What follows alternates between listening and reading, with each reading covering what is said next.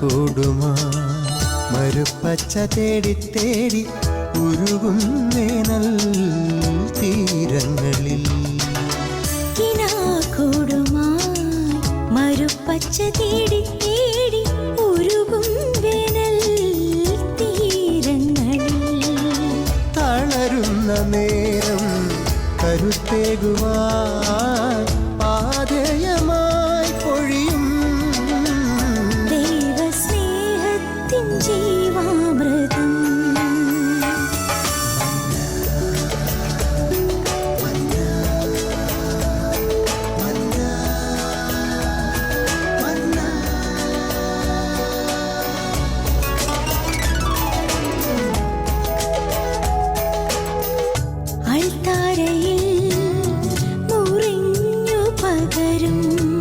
ആത്മയുഗത്തിൻ കൃപയായൊഴുകും അൾത്താരയിൽ മുറിഞ്ഞു പകരും ആത്മയുഗത്തിൻ കൃപയായൊഴുകും വിശ്വസ്നേഹത്തിൻ ദൈവാമൃതം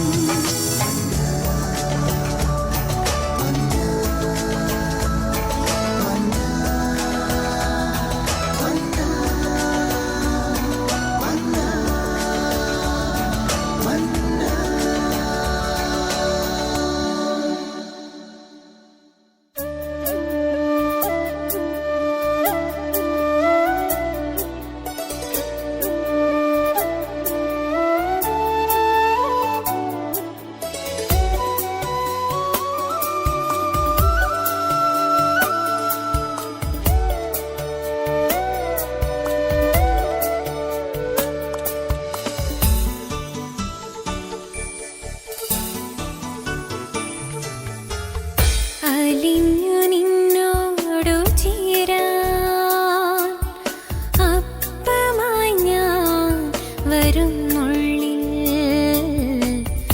അലിഞ്ഞു നിന്നോടു ചേരാൻ അപ്പമായി ഞാൻ വരുന്നുള്ളിൽ സക്രാരിയായി നീ മാറിടുന്നു നിൻ ആലയമാകുന്നു അലിഞ്ഞു നിന്നോടു ചേരാ അപ്പമായി ഞാൻ വരുന്നുള്ളിൽ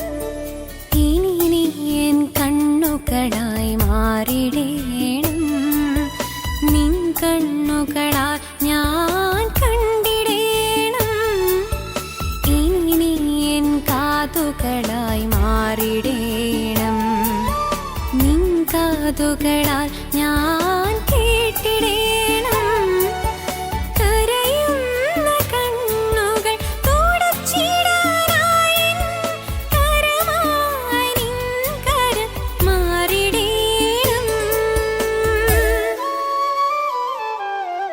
നീയൊരു ക്രിസ്തുവായി മാറിടേണം അലിഞ്ഞു നിന്നോടു ചേരാൻ അപ്പമായി ഞാൻ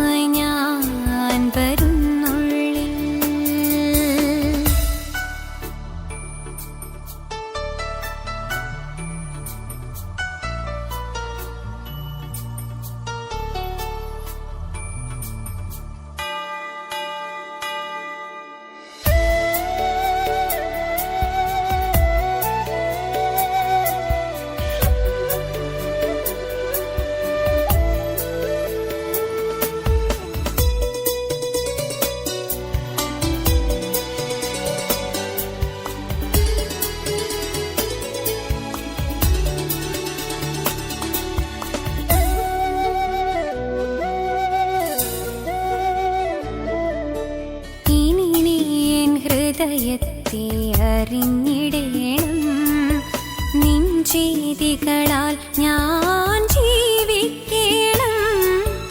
ഇനി ജീവിതമെന്നാൽ സ്നേഹം മാത്രം. സ്നേഹിക്ക എന്നാൽ ജീർണിക്കണം. തളരുന്ന മനുജനു താങ്ങായി നീയെന്നും തുണയേകി കൂടെ നിന്നിടേണം. നീ ഒരു സ്നേഹമായി മാറിടേണം. അലിഞ്ഞു നിന്നോടു ചേരാൻ അപ്പമായി ഞാൻ വരുന്നുള്ളിൽ. അലിഞ്ഞു നിന്നോടു ചേരാൻ അപ്പമായി ഞാൻ വരുന്നുള്ളിൽ. സക്രാരിയായി നീ മാറിടുന്നു. നിൻ ശരീരമെൻ ആലയമാകുന്നു.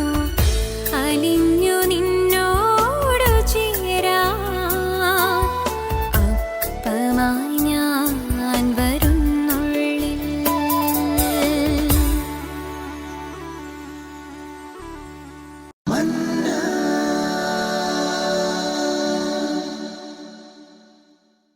ഈശോ മിശിഹായ്ക്ക് സ്തുതിയായിരിക്കട്ടെ.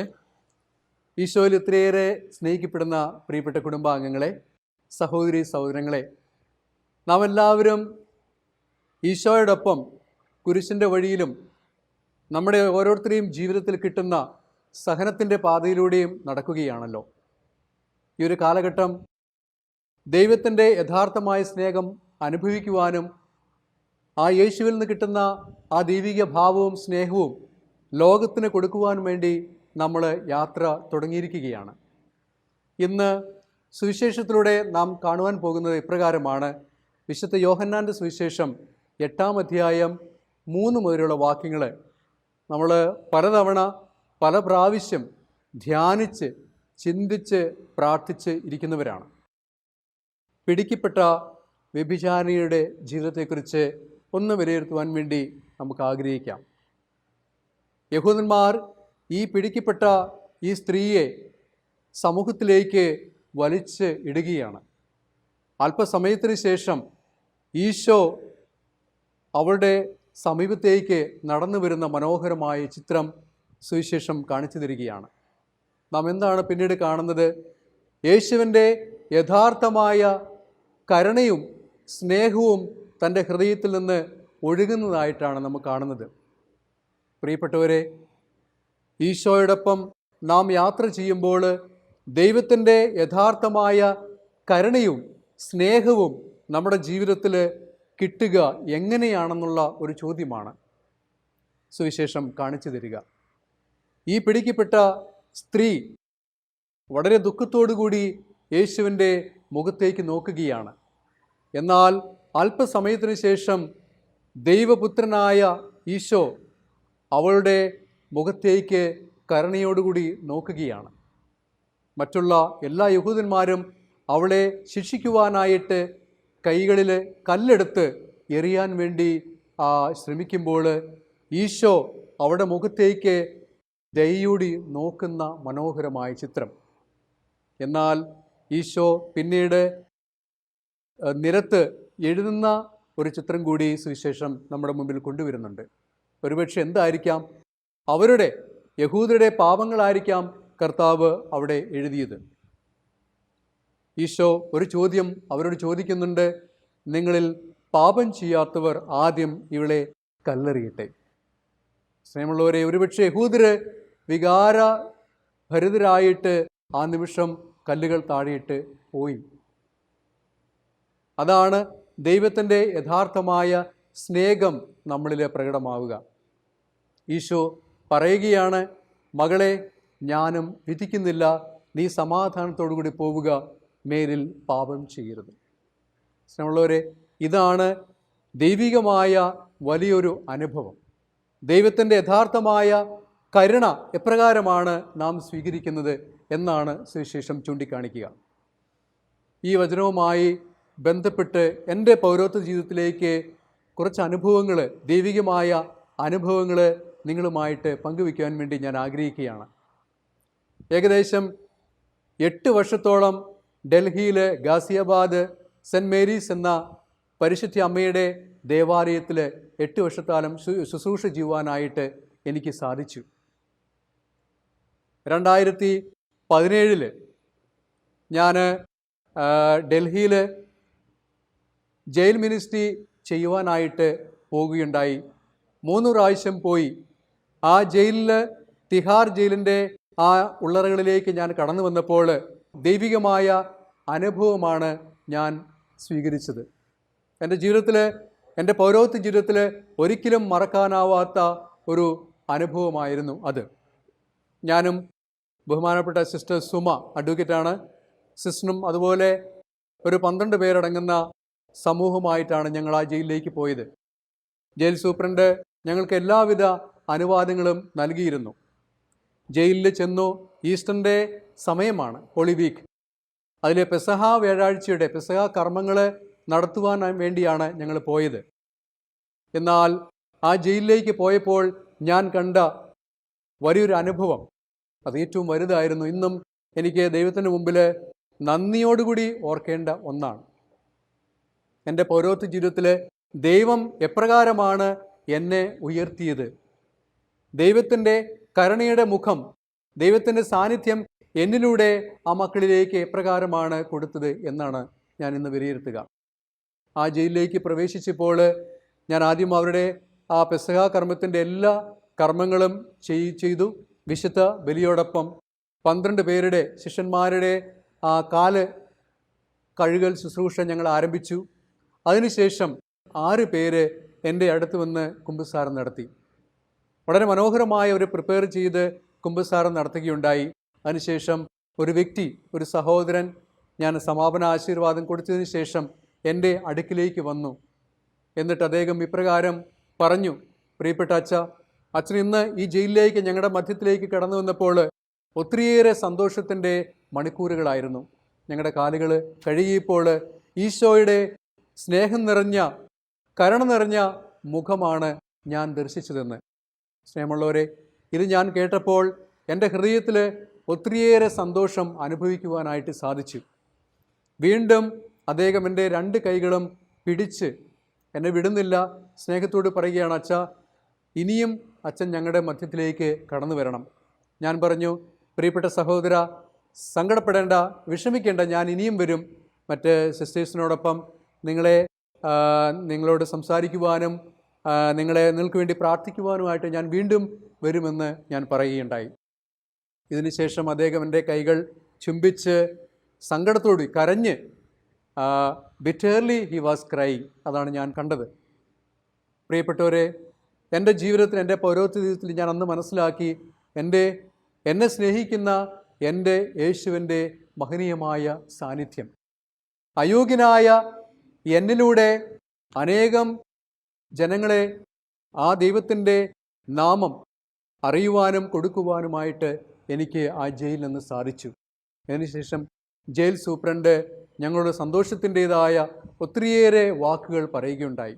അവസാനം സിസ്റ്റർ സുമ എൻ്റെ കയ്യിൽ കുറച്ച് ഫോട്ടോസ് വന്നിരുന്നു, കരുണയുടെ രൂപം കൊടുക്കുവാനായിട്ട്. സൂപ്രണ്ട് കയ്യിൽ സിസ്റ്റർ ഏൽപ്പിച്ചു. എന്നാൽ സൂപ്രണ്ട് സിസ്റ്ററിനോട് പറയുകയുണ്ടായി: അച്ഛന് ഇവിടെയുണ്ട്, അച്ഛൻ്റെ കൈകളിൽ കൊടുക്കുക. അവസാനം ആ പിക്ചേഴ്സ്, ആ പടങ്ങൾ ഞാൻ ജയിലിലുള്ള മറ്റെല്ലാ സഹോദരങ്ങൾക്കും കൊടുക്കുകയുണ്ടായി. നമ്മളുള്ള ഇതിൻ്റെ പൗരോഹിത്യ ജീവിതത്തിൽ ആദ്യമുണ്ടായ വലിയൊരു അനുഭവമായിരുന്നു. സുവിശേഷത്തിലേക്ക് നമ്മൾ കടന്നു വരുമ്പോൾ ഈശോയുടെ മഹനീയമായ സാന്നിധ്യവും പ്രകാരമായിരുന്നു. മറ്റുള്ളവരുടെ വേദനകൾ, മറ്റുള്ളവരുടെ മുഖങ്ങൾ ഒപ്പിയെടുക്കുവാൻ കർത്താവിന് സാധിച്ചിരുന്നു. അതിലേറ്റവും കൂടുതൽ എന്നെ ആകർഷിച്ചത് ദൈവം മനുഷ്യനായിട്ട് അവതരിച്ചു എന്നുള്ളതാണ്. അവിടെയാണ് നാം കാണുന്നത് ദൈവത്തിൻ്റെ യഥാർത്ഥമായ ഭാവവും രൂപവും. കാരണം ദൈവം മനുഷ്യനിൽ ജീവിക്കുവാനായിട്ട്, മനുഷ്യനായിട്ട് ജീവിച്ചുകൊണ്ട് മനുഷ്യരെ രക്ഷിക്കുവാനായിട്ട് കർത്താവ് ഈ ഭൂമിയിലേക്ക് ഇറങ്ങി വന്നു. ഉന്നതത്തിൽ നിന്ന് വരുന്നവൻ എത്രയോ മഹോന്നതനാണ്. യേശുവിൻ്റെ വലിയൊരു സ്നേഹത്തിൻ്റെ പ്രതീകമാണ് അത്. ഇന്ന് വിശുദ്ധ കുർബാനയിലൂടെ ഞാനും നിങ്ങളെല്ലാവരും സ്വീകരിക്കുന്നത് ഈ ദൈവികമായ സ്നേഹവും അനുഭവമാണ്. എത്രമാത്രം ഭാഗ്യപ്പെട്ടവരാണ് ഞാനും നിങ്ങളെല്ലാവരും. ഈശോ തൻ്റെ ശരീരവും തൻ്റെ രക്തവും പൂർണ്ണമായിട്ട് പിതാവായ ദൈവത്തിൻ്റെ തിരുസന്നിധിയിലേക്ക് അർപ്പിച്ചു. സ്നേഹമുള്ളവരെ, ഒരു വിശുദ്ധ കുർബാനയിൽ ഒരു വൈദികൻ ബലി അർപ്പിക്കുമ്പോൾ ആ ബലിവേദിയിൽ യേശുവാണ് കടന്നു വരിക. ഈ ഒരു കാലഘട്ടം നമുക്കെല്ലാവർക്കും അറിയാം, ഒത്തിരിയേറെ സഹനത്തിലൂടെയും ഒത്തിരിയേറെ വേദനയിലൂടെയും കടന്നു പോകുന്ന ഒരു കാലഘട്ടമാണ്. നമുക്കറിയാം, കൊറോണ എന്ന വൈറസ് ലോകമെമ്പാടും ഇന്ന് ആക്രമിച്ചിരിക്കുകയാണ്. നമുക്ക് ഏറ്റവും കൂടുതൽ വേണ്ടത് ദൈവത്തിൻ്റെ സ്നേഹവും ദൈവത്തിലുള്ള യഥാർത്ഥമായ വിശ്വാസവുമാണ്. ഈ പ്രപഞ്ചത്തെ, ഈ ലോകത്തെ സൃഷ്ടിച്ചവൻ നമ്മുടെ മധ്യത്തിൽ ഇന്നുമുണ്ട്. നമ്മൾക്ക് വേണ്ടി കീറിമുറിക്കപ്പെട്ട ശരീരം എന്നും വിശുദ്ധ കുർബാനയിൽ നാം കാണുന്നു, അനുഭവിക്കുന്നു എന്നുള്ളതാണ് സത്യം. ഇന്ന് നമുക്കും ആത്മാർത്ഥമായിട്ട് നമ്മുടെ ഹൃദയം കർത്താവിൻ്റെ മുമ്പിൽ അടിയറ വയ്ക്കുവാനായിട്ട് ആഗ്രഹിക്കാം. വ്യഭിചാരിണിയായ അല്ലെങ്കിൽ മഗ്ദലന മറിയത്തിൻ്റെ ജീവിതത്തിൽ സംഭവിച്ച ഏറ്റവും വലിയൊരു കൃപ യേശുവിൻ്റെ സാന്നിധ്യം അവൾ തിരിച്ചറിഞ്ഞു എന്നുള്ളതാണ്. പിന്നീട് നമ്മൾ കാണുന്നത് ഉത്ഥാനത്തിന് ശേഷം ആദ്യമായിട്ട് ഈശോ ഈ സ്ത്രീയുടെ മുമ്പിൽ പ്രത്യക്ഷപ്പെടുന്നു. ശ്രീമുള്ളവരെ, അവൾക്ക് ആ റിവാർഡ് ദൈവം കൊടുക്കുകയാണ്. ഏതൊരു പാപിയും ദൈവത്തിൻ്റെ മുമ്പിൽ പശ്ചാത്താപത്തോടുകൂടി കടന്നു വരുമ്പോൾ ദൈവത്തിന് ഒരിക്കലും തിരസ്കരിക്കുവാനായിട്ട് സാധിക്കുകയില്ല. സുവിശേഷത്തിൽ വളരെ വ്യക്തമായിട്ട് നാം കാണുന്നുണ്ട്, പശ്ചാത്താപിക്കുന്ന ഏത് പാപിക്കും ഒരു സീറ്റ് സ്വർഗത്തിൽ ഉറപ്പാണ്. ദൈവം വാഗ്ദാനം ചെയ്തിരിക്കുകയാണ്. കാരണം കർത്താവ് വാഗ്ദാനങ്ങളിൽ വിശ്വസ്തനാണ്. ഓരോരുത്തരെയും ജീവിതത്തിൽ ഈ വിശ്വാസം എന്ന സത്യം പ്രഖ്യാപിക്കുവാൻ വേണ്ടി ഞാനും നിങ്ങളും വിളിക്കപ്പെട്ടിരിക്കുന്നു. ആ ഒരു സത്യത്തെ ഇന്നും നാം തിരിച്ചറിയണം. അതിനുവേണ്ടി നമുക്ക് ആത്മാർത്ഥമായിട്ട് ആഗ്രഹിക്കാം, പരിശ്രമിക്കാം. നമ്മുടെ ജീവിതത്തിൽ സഹനങ്ങളും ദുഃഖങ്ങളും വേദനകളും നമ്മുടെ വിശ്വാസത്തിൽ നമ്മൾ അകറ്റാറുണ്ട്. എന്നാലും പ്രിയപ്പെട്ടവരെ, ദൈവത്തിലുള്ള, യേശുവിലുള്ള യഥാർത്ഥമായ ആഴത്തിലുള്ള വിശ്വാസം ഒരിക്കലും നമ്മൾ നഷ്ടപ്പെടാതിരിക്കാൻ വേണ്ടി നമുക്ക് പ്രാർത്ഥിക്കാം. ഇന്ന് നമ്മുടെ ജീവിതത്തോടൊപ്പം ഈശോയോടൊപ്പം നമ്മൾ ചലിക്കുകയാണ്. പീഠാനുഭവത്തിൻ്റെ ഓരോ സ്മരണകളും നമ്മളിലേക്ക് ആളിക്കെത്തുമ്പോൾ കുരിശിൽ എനിക്ക് വേണ്ടി അർപ്പിച്ച ആ യേശുവിനെ പൂർണ്ണമായിട്ടും ഹൃദയത്തിൽ സ്വീകരിക്കുവാൻ വേണ്ടി നമുക്ക് ഒരുങ്ങാം. അവിടെയാണ് ദൈവികമായ ഭാവവും എൻ്റെ ദൈവികമായ ശുശ്രൂഷയും പൂർണ്ണമാവുകയുള്ളൂ. സ്നേഹമുള്ളവരെ, അതുകൊണ്ടാണ് യേശുവിൻ്റെ മരണത്തിന് മുമ്പായിട്ട് കുരിശിൽ കിടന്നുകൊണ്ട് കർത്താവ് പ്രാർത്ഥിക്കുന്നു, കരഞ്ഞ് പ്രാർത്ഥിക്കുകയാണ്, എല്ലാം പൂർണ്ണമായിരിക്കുന്നു. ആ പൂർണ്ണത എങ്ങനെയാണ് നമ്മൾ കാണുന്നത്? പിതാവായ ദൈവം തൻ്റെ പുത്രനെ ഭരമേൽപ്പിച്ചിരിക്കുന്ന എല്ലാ കാര്യങ്ങളും വിശ്വസ്തതാപൂർവം കർത്താവ് നിറവേറ്റി. ഇനി എനിക്ക് സ്വസ്ഥമായിട്ട് മരിക്കാം എന്ന് ഈശോ പ്രാർത്ഥിക്കുകയാണ്. സ്നേഹമുള്ളവരെ, കരുണയുള്ള ദൈവത്തിൻ്റെ മുഖം, എല്ലാം പൂർത്തീകരിക്കുന്ന യേശുവിൻ്റെ ഹൃദയം അതിൽ വ്യക്തമാകുന്നു. ഇന്നത്തെ സുവിശേഷത്തിലൂടെ ഞാൻ ആദ്യം പറഞ്ഞതുപോലെ തന്നെ ഈ സ്ത്രീയുടെ ജീവിതത്തിലുണ്ടായ പരിവർത്തനം നമ്മുടെ ജീവിതത്തിലും നമുക്കും ഈ ഒരു പരിവർത്തനത്തിലേക്ക്, മാറ്റത്തിലേക്ക് വരുവാനായിട്ട് നമുക്ക് ആഗ്രഹിക്കാം. നമുക്കും ഒരു മാറ്റം ആവശ്യമാണ്. ഈ കാലഘട്ടത്തിൻ്റെതായ ഒരു മാറ്റം ആവശ്യമാണ്. എൻ്റെ ഒരു ബോധ്യം അതാണ്. വിശുദ്ധ ബലി അർപ്പിച്ചപ്പോൾ ഉണ്ടായ വലിയൊരു ബോധ്യമാണ് ഞാനും നിങ്ങളോട് പറയുന്നത്. അതിലേറ്റവും പ്രധാനപ്പെട്ടത് യേശുവിൻ്റെ രണ്ടാമത്തെ ആഗമനമാണ് ഇന്ന് ഈ സഹനത്തിലൂടെ നമ്മൾ കടന്നു പോകുമ്പോൾ നമുക്ക് തോന്നുക. യേശുവിൻ്റെ രണ്ടാമത്തെ ആഗമനമാണ്. ഈ ലോകത്തിലേക്ക് നമ്മൾ നോക്കുമ്പോൾ എത്രയേറെ കുടുംബങ്ങൾ, എത്രയേറെ കുഞ്ഞുമക്കൾ, ആരോരുമില്ലാത്തവർ വേദനയിലൂടെ, വിഷമതകളിലൂടെ വിശ്വാസം നഷ്ടപ്പെട്ട് ജീവിക്കുന്നു. പക്ഷേ എങ്ങനെയാണ് എനിക്ക് വേണ്ടി മരിച്ച് ഉദ്ധിതനായി വന്നിരിക്കുന്ന കർത്താവിനെ ഞാൻ സ്വീകരിക്കേണ്ടത് എന്ന് ഈ ഒരു ചോദ്യം നമുക്ക് പരസ്പരം ചോദിക്കുവാൻ വേണ്ടി ആഗ്രഹിക്കാം. ദൈവം നമ്മളോടൊപ്പം ഉണ്ട് എന്ന ഒരു വിശ്വാസം ആർജിച്ചെടുക്കുവാനും വേണ്ടി നമുക്ക് ആത്മാർത്ഥമായിട്ട് ആഗ്രഹിക്കാം. അതാണ് മഗ്ദലന മറിയം അവളുടെ ഹൃദയത്തിൽ അവൾ കാത്തു സൂക്ഷിച്ചത്. ഒരുപക്ഷെ ഈശോ പറഞ്ഞു, മകളെ നീ സമാധാനത്തോടെ പോവുക, നിന്റെ പാപങ്ങൾ പൂർണ്ണമായും ക്ഷമിക്കപ്പെട്ടിരിക്കുന്നു. എനിക്ക് തോന്നുന്നു അന്ന് മുതൽ ഈ സ്ത്രീയുടെ ജീവിതത്തിലുണ്ടായ മാറ്റം ഏറ്റവും വലുതായിരുന്നു. വലിയൊരു പ്രകാശമാണ് അവളുടെ ജീവിതത്തിലേക്ക് ദൈവം കൊടുത്തത്. മൊത്തത്തിൽ ടോട്ടലായിട്ട് അവൾ മാറുകയാണ് ചെയ്തത്. അതുകൊണ്ടാണ് അവൾക്ക് അവസാനമായി കിട്ടിയ റിവാർഡ്. ഈശോയുടെ ഉത്ഥാനത്തിന് ശേഷം ആദ്യമായിട്ട് ആ സ്ത്രീയുടെ മുമ്പിലേക്ക് കർത്താവ് കടന്നു വരുന്ന മനോഹരമായ ഒരു അനുഭവം.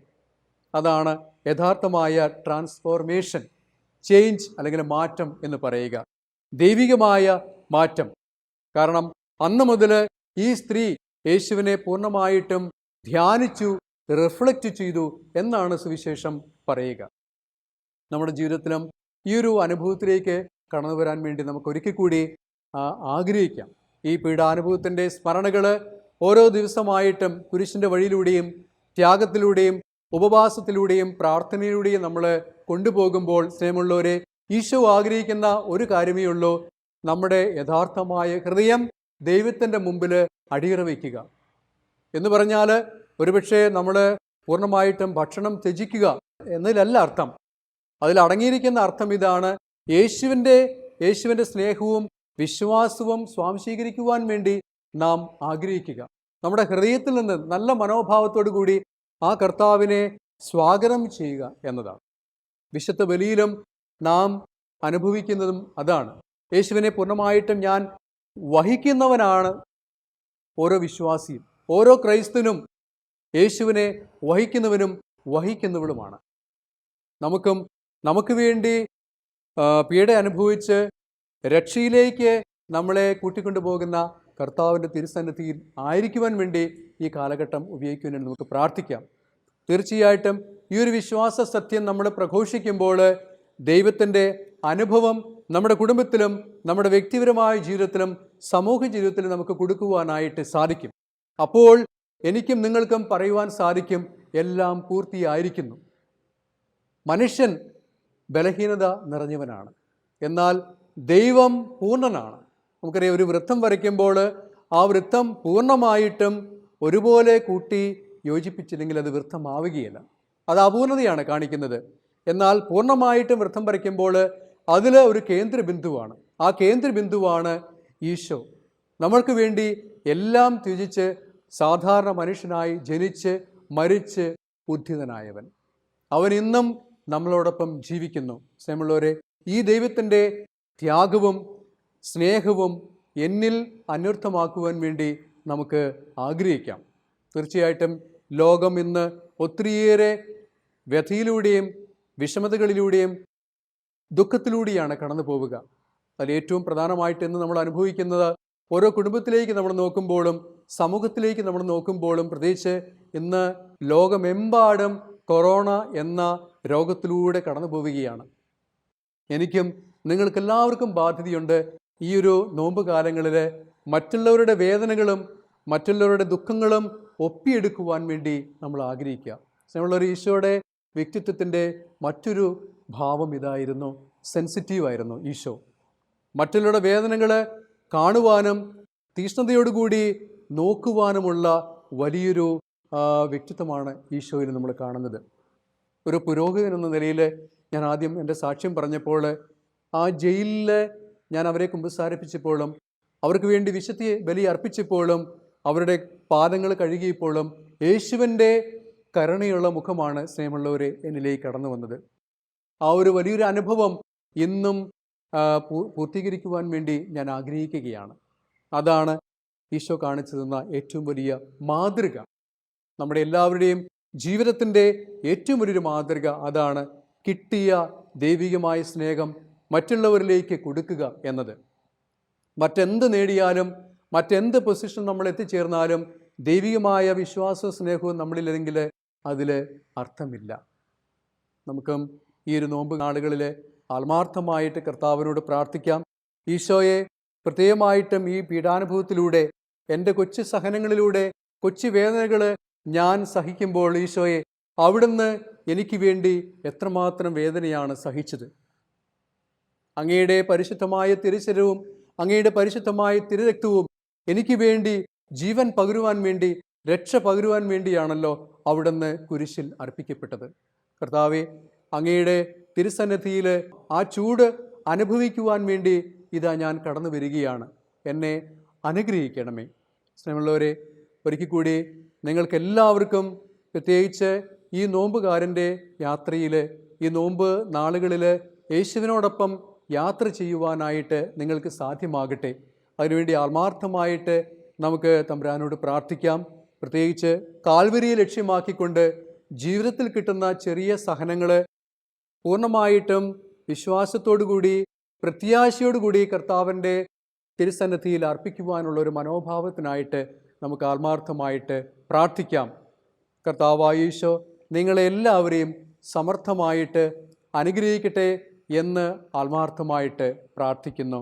പിതാവിൻ്റെയും പുത്രൻ്റെയും പരിശുദ്ധാത്മാവിൻ്റെയും നാമത്തിൽ ആമേൻ. കുരിശ് രക്ഷയുടെ അടയാളമാണ്. സ്നേഹത്തിൻ്റെയും പങ്കുവെക്കലിൻ്റെയും മഹത്തായ അനുഭവം. ആ വലിയ രക്ഷയുടെ സാന്നിധ്യം നമ്മുടെ ജീവിതത്തെ സമ്പൂർണ്ണമാക്കട്ടെ. ഏവർക്കും ക്രിസ്തു സ്നേഹവും സമാധാനവും നേരുന്നു. പ്രാർത്ഥനയും നമുക്ക് പരസ്പരം ഓർമ്മിക്കാം. നിങ്ങളുടെ അഭിപ്രായങ്ങളും നിർദ്ദേശങ്ങളും ഞങ്ങളെ അറിയിക്കാൻ മറക്കരുത്. eldroyvision.uae@gmail.com. വിശ്വസ്നേഹത്തിൻ്റെ നാമം